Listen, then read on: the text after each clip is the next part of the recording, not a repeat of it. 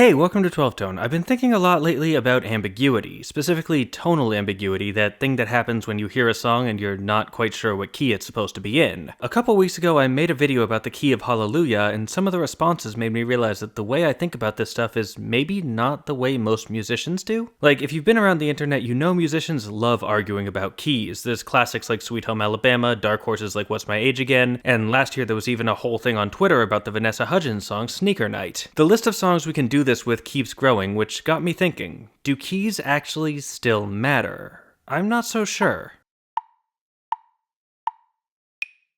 This video is sponsored by CuriosityStream. I think I should probably start by explaining why I think this is a question worth asking. Over the years, one thing that's become increasingly clear to me is the importance of approaching different kinds of music on their own terms. I don't mean using the same vocabulary as the artists who make it, although that can also be very useful, but I'm talking about the terms of the music itself. That is, going in with no preconceived ideas about which aspects of the music are going to be the most important. This lets us engage with songs as they are instead of trying to fit everything into the same mold, and if we want to do it right, we need to be constantly re-examining our approach in order to make sure we're using the best tools for the job. And this goes double for something as fundamental as a key. Identifying a song's key is often the very first step in an analysis, and picking one has so many knock-on effects later on that if you make the wrong decision here, you're probably going to wind up with something completely incoherent at the end. Like, for a simple example, consider this progression.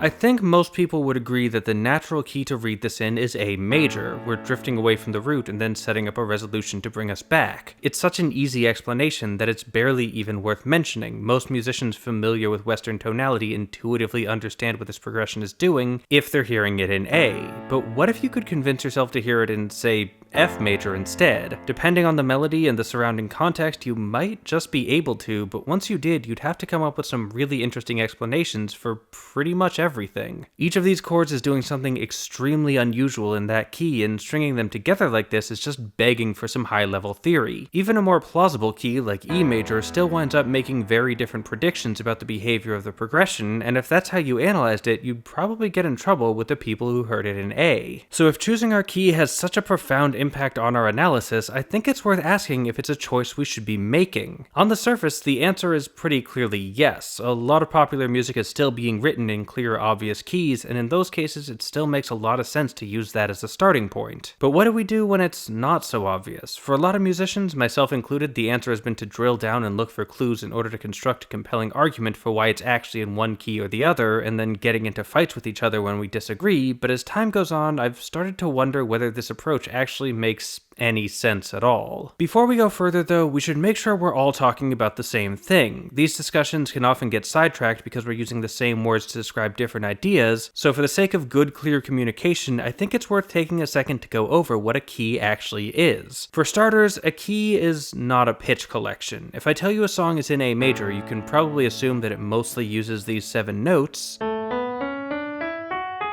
But if I instead tell you that it mostly uses these 7 notes, you can't really assume it's in A major. It could just as easily be F sharp minor, or B Dorian, or E Mixolydian. Point is, there's more than one key that uses the same collection. And it gets worse, they're not even the only notes these keys are allowed to use. Like, songs in A major often include some G naturals, even though it's not in the official scale. A key is also not a point of resolution, although this one's a bit more complicated. When we're trying to identify a song's key, the best approach is usually to look for the 1 chord. If we can find a moment where the harmony feels completely resolved, there's a pretty good chance that whatever they're playing there is the root of our key. The problem is that resolutions are relative and they require context, so it's not hard to create one on something that isn't really the global 1 chord. Sometimes you can work out which chord feels the most resolved, or at least which one gets resolved to at the most important moments, but especially in short groove-based music, these secondary resolutions can wind up feeling just as complete as the actual root. A key then isn't just about a resolution, it's also about how you get there. To borrow a term from Carol Krumhansel, I think the best definition is that a key is a hierarchy of tones. Basically, it's a way of assigning an expected behavior to each note and then ranking those behaviors from most to least important. Like in A major, E is a very important note, second only to the root itself, and we can sit comfortably on it for a long time. On the other hand, in D flat major, E is an extremely rare note, and when it does happen, it's mostly just a way of approaching the much more significant F. It's much lower down on the list. Now, I should note that keys aren't the only kind of tonal hierarchy. Pretty much every musical culture that uses pitches has some conventions about how those pitches are used. Indian rags, for instance, are a form of tonal hierarchy, and they make some of the same assumptions that Western keys do, but they also do some things differently. If you want to know more about rags, I'll put a link in the description to a video by Anuja Kamat that explains it way better than I ever could, but I want to be clear that I'm not saying tonal hierarchies aren't relevant, just that maybe keys aren't always the best one for the job. But we still haven't answered our question. What is a key? It's a tonal hierarchy, sure, but what kind? Well, in its simplest form, a key works by dividing the notes into 5 categories. You can think of it like a funnel. At the bottom is the root, our primary consonants. It's the single most important note, the one against which all other notes are going to be compared. And I mean that literally. Every note's behavior and importance will be determined by its relation to the root. The root is where the key grows out of. The next layer up is the chord tones, the 3rd and 5th, which complete the 1 chord. These are the secondary consonances sitting in harmony with the root. In certain styles, you might also include the major 6th or minor 7th here, depending on tonality. The 3rd layer is the other notes of the scale. These are the primary dissonances, looking to collapse to either the root or, barring that, the nearest chord tone. The 4th layer is the notes outside the scale. These are the secondary dissonances, and while they'd prefer to go to a chord tone, they're pretty happy with anything in the scale. And finally, the 5th layer is the out-of-tune notes, the ones between the cracks of our standard tuning system. For the most part, these don't really come up, and if you find yourself spending much time in this layer, you should really consider using a different hierarchy, but I'm including them anyway for completeness. We can think of this funnel as having a kind of gravity to it. Whenever you wind up in the higher layers, you feel a pull back down to the lower ones, and ultimately the entire thing wants to collapse back to that single inescapable root. That's where the concept of keys starts to lose me. The idea that everything revolves around a single point just doesn't match my experience with a lot of songs. I mean, not all of them. Again, I cannot stress enough that keys are still a good and useful framework for plenty of modern popular music. Just not, like,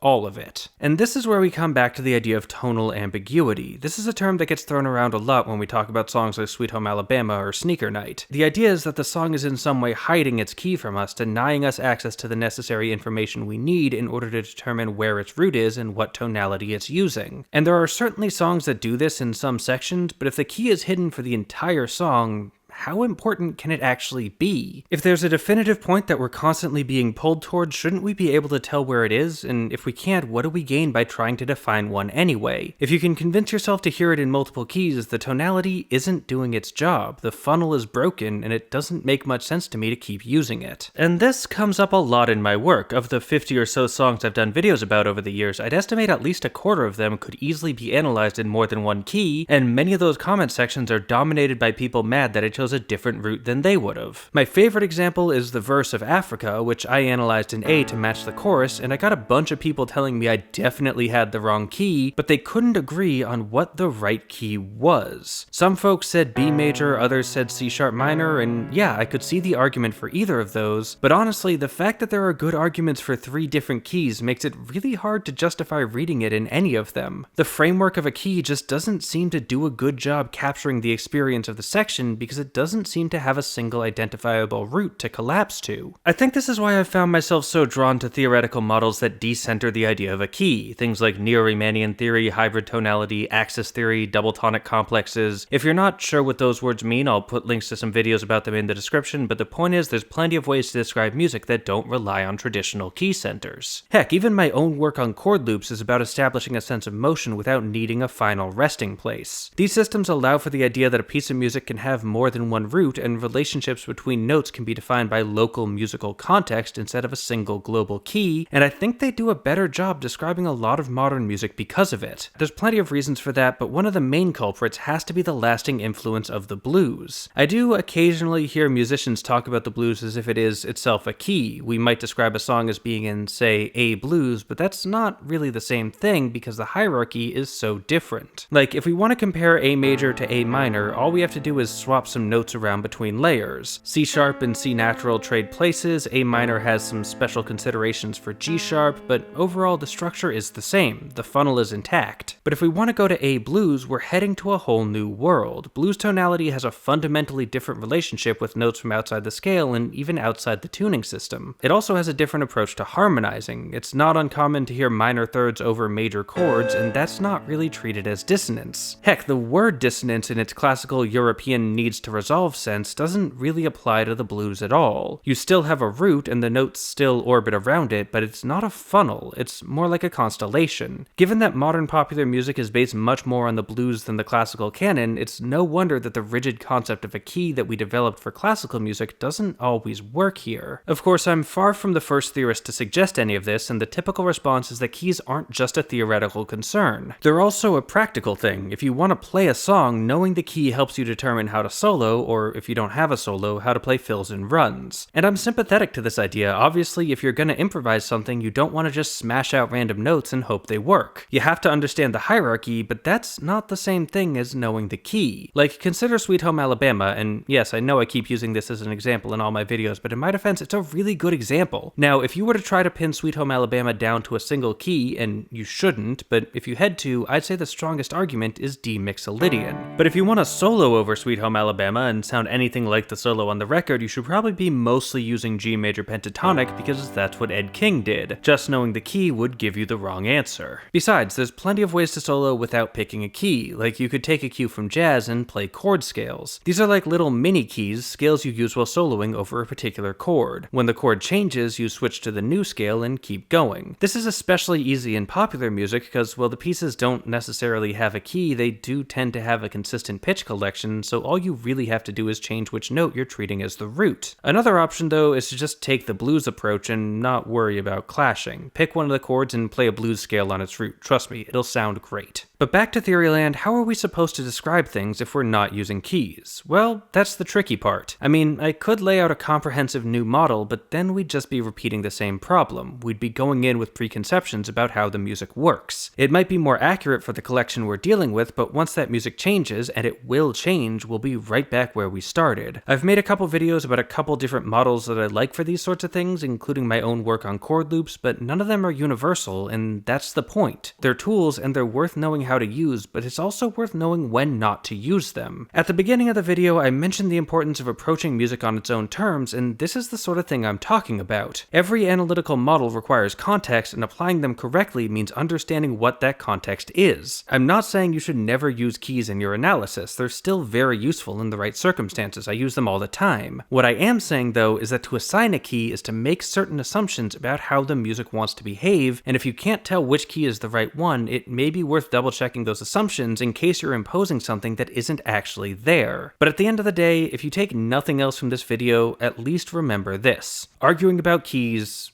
is boring. Yeah, I think that about does it. Actually, you know what's more interesting than arguing about keys? Watching awesome videos. Boom, transition, Nebula, let's go. Nebula is a streaming platform built by some of YouTube's top educators, including me, Adam Neely, Polyphonic, Mary Spender, and Charles Cornell. And that's just the music, folks. We've also got channels covering all sorts of other topics like film, science, and history. We built Nebula to get away from some of the more frustrating aspects of working on YouTube, like copyright claims and the recommendation algorithm, and people have used it to make some really cool new series. Recently, I got to participate in one called Questionable Advice, made by Vanessa from Braincraft, where she uses her psychology background to help her guests solve problems. She has episodes on breaking habits and getting better sleep, and in my episode, she helped me get better at asking for help, so if you want some great tips on any of that, you should really check the series out. And if you don't have Nebula yet, we've worked with CuriosityStream to get to an amazing deal. Just sign up for CuriosityStream with a link in the description, and not only will you get 26% off an annual plan, you'll also get a Nebula account free for as long as you remain a CuriosityStream member. That means you can check out all their amazing documentaries like Stradivarius, Mysteries of the Supreme Violin, and you'll get access to Nebula too, all for less than $15 for an entire year. And hey, thanks for watching, thanks to our Patreon patrons for making these videos possible, and extra special thanks to this video's featured patrons, Susan Jones and Jill Sundgaard. If you want to help out and help us pick the next song we analyze too, there's a link to our Patreon on screen now. Oh, and don't forget to like, share, comment, subscribe, and above all, keep on rockin'.